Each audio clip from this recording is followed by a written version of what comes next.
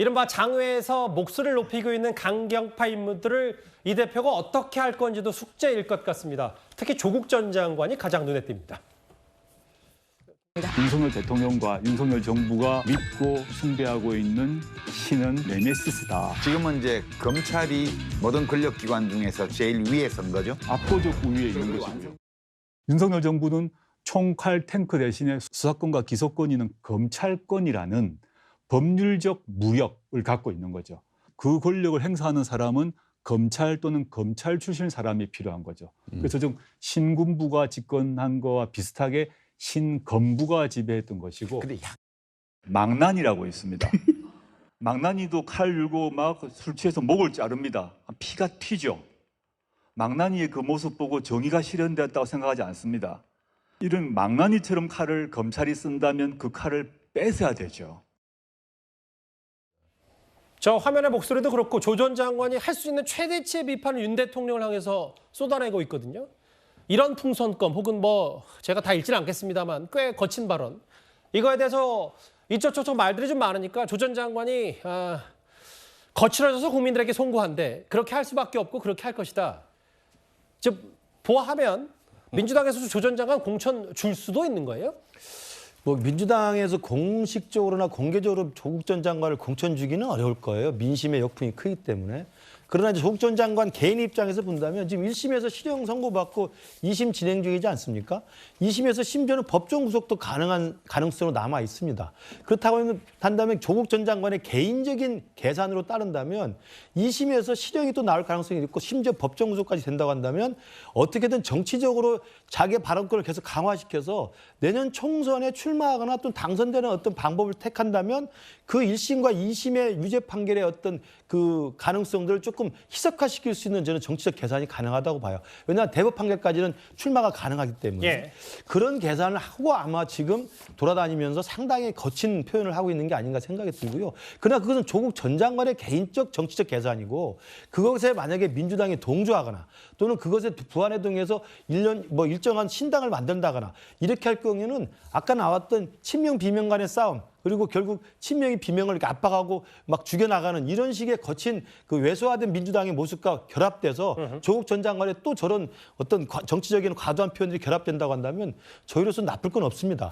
그러나 예. 민주당이 그런 식으로 외골수가 되고 정치적인 팬덤에 의해서 극단화되는 모습이 한국 정치 발전에 과연 도움이 될 것인가. 예. 저는 참 지금으로서도 조국 전 장관의 저 정치적 활동은 제발 좀 그만두고 재판에 전념하거나 자기 따님과 자기 부인에 대해서 가정에 좀 충실했으면 좋겠다는 말씀 드립니다. 조 전 장관 말고도 장외에서 송영길 전 대표도요. 본인 검찰 수사는 물론이고 문재인 전 대통령까지 비판하고 나섰습니다.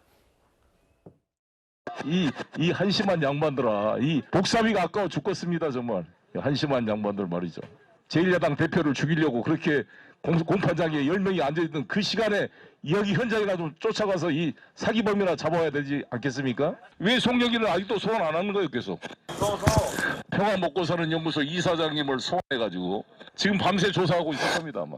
아이고 참 지금 열심히 산다 이놈들 정말. 근데 또 반면 오늘 이정근 전 부총장 재판에서는 또 송영길 전 대표에게 다소 불리할 수 있는 증언들도 좀 나왔으니까.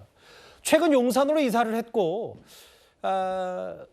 과거에는 심상정 의원도 비판했고 최근에는 문재인 전 대통령까지 송영길 전 대표가 비판하고 있는데 이거 좀 어떻게 바라보십니까?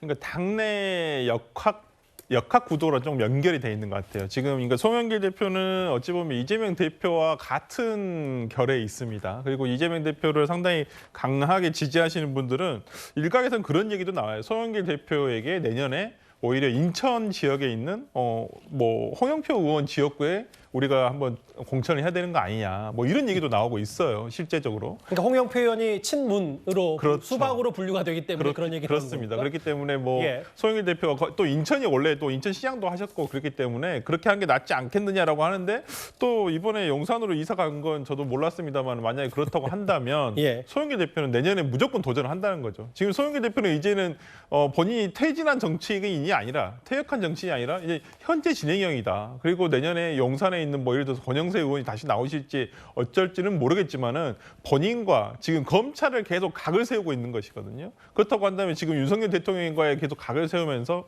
저는 송영길 대표가 내년 총선에 다시 한번 도전하고 또 그 다음에 있을 지난번에 못 이룬 서울시장의 꿈을 다시 한번 이룰 수도 있다라고 생각하기 때문에 저는 지금 송영길 대표가 가고 있는 길이 약간은 민주당에서 뭐 이재명 대표와 같은 길을 가고 있습니다만은 어찌 보면 지금 현역 정치인으로서의 역할을 하려고 하는 것은 아닐까. 그러니까 어찌 됐건 간에 송영길 대표는 전 대표가 아니라 앞으로도 전 대표 출신의 어떤 현역 정치인의 길을 가고 있다라고 저는 봅니다. 알겠습니다.